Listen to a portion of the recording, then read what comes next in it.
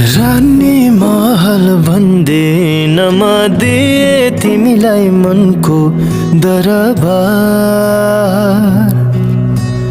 आकाशकै छानो पनि तिमी भए चल्छ घरबार।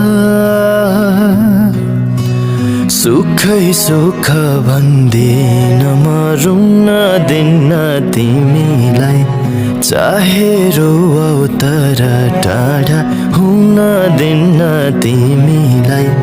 सुनकै चोरा नसके नि